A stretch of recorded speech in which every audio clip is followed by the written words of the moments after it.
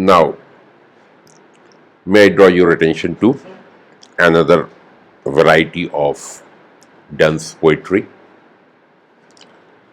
Right, it is not a love poem, it is a purely, deeply religious, theological sonnet in the form of a sonnet and aptly entitled as Holy Sonnet. Holy Sonnet or devotional poetry,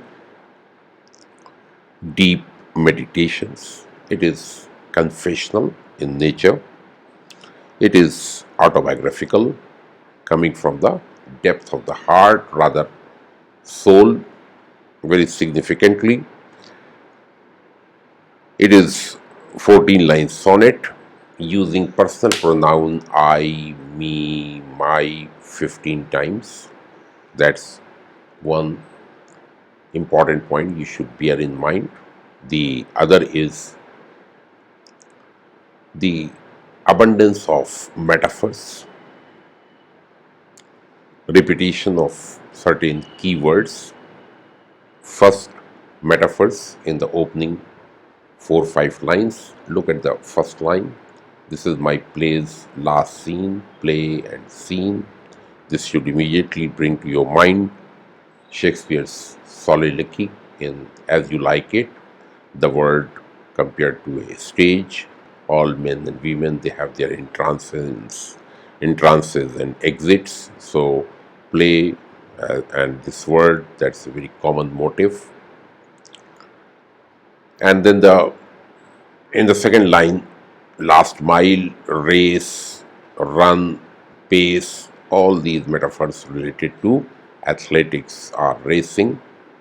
Next, from geometry, spans last inch, my minutes latest point, inch and point, something to do with geometry. So you see here metaphors from diverse field. Another interesting point is the refrain-like use of last. Look at the opening line, last scene, next line, last mile, next line, last pace, next line, last inch, and finally the final stage, that is the latest, the superlative of last. Right. Superlative of late and latest. So keep this point in mind, and as I said, purely theological, the poet is at the fag end of his life. Now he is recollecting, he is revisiting his life, and a deep sense of guilt, repentance, and remorse overcomes him, and it is in that mood that this sonnet has been composed. So you see here, it begins on a very poignant note. The repetition of last adds to the poignancy, adds to the grief, the note of grief in the sonnet. This is my play's last scene. Here heavens appoint my pilgrimage last mile. Pilgrimage is again a religious experience. We are here in the world on a pilgrimage where we should observe all the rules of the game, which we don't, and the purity of the soul is corrupted and destroyed. So, but anyway, it is the last mile, and my race idly yet quickly run. This is another human experience. No matter how long life you have, you always feel that you were there only for a very short time. So that's the idea there. The important thing is he feels that he has wasted his life idly yet quickly run, and but he has now reached the last pace, the last leg.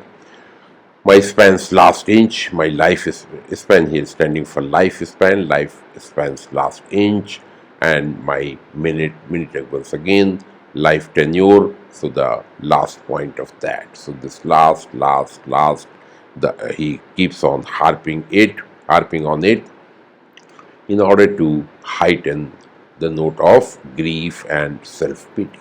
So the sonnet is full of self-pity, self-dramatization, self-projection. That's why my, me, mine is there.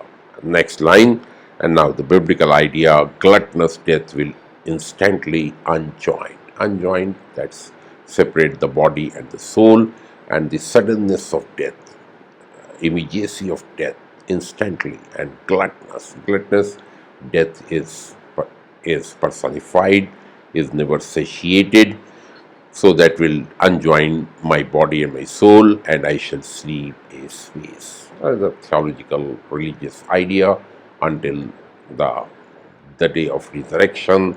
He will have for a long time, he would sleep, but my ever waking part shall see that face. He is he is concerned, he is worried, he is deeply troubled about what? That his soul, my ever waking part, that's the soul that shall see that face. That's the divine face whose fear already shakes my every joint. So now look at the word play, joint and unjoined. So he is full of the fear of God. Then, as my soul to heaven, her first seed takes flight.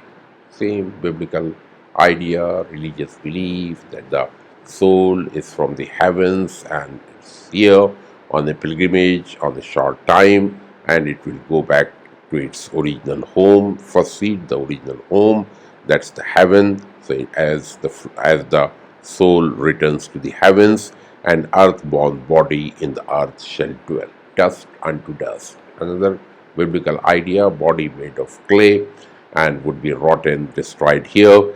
The important thing is the soul. So fall my sins, that all may have their right to where they are bred. Right. He is concerned about his ultimate destination, his permanent abode. The sins, they will be left behind, but he will have to render an account for that. And that's why, so where they are bred, they were bred in the body, they were bred in this world, and that's what is hurting him, tormenting him, and would press me to hell. That's what makes him fearful. The thought of hell, the thought of facing God, the thought of rendering his account, all these ideas, they make him full of grief, remorse, and repentance. And the last two lines, as you know, the concluding lines of his sonnet, they are highly pithy, and they make the point, they drive home the point. So here they are in the form of invocation, invocation to God, invocation, as you know very well, appeal to a superior force. So impute me righteous, impute me, give me, grant me righteousness, piety, thus purged of evil. Another supplication, first is piety, the other supplication is he be purged, cleansed of his sins. For thus I leave the world. So in this state of repentance, seeking forgiveness, he wants to leave the world, the flesh and the devil. This body, the flesh and the devil, which had been tempting him all along. So as you can see here, the note of fear and hope. There is, of course, the predominant note of fear, worry, self-tormenting, but at the same time, a glimmer of hope is there, and that's what in the last concluding lines, impute me righteous. He believes that God will grant him piety and cleanse him of evil, so that would save him all the trouble. And that's what a religious experience, a truly religious person, he leads his life between fear and hope.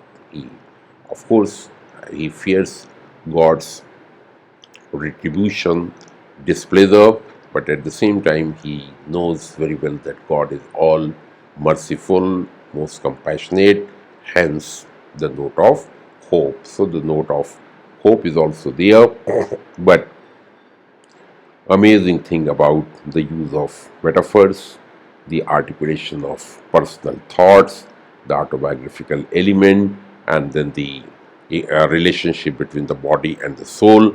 These are other takeaways of this sonnet. Okay, thank you very much.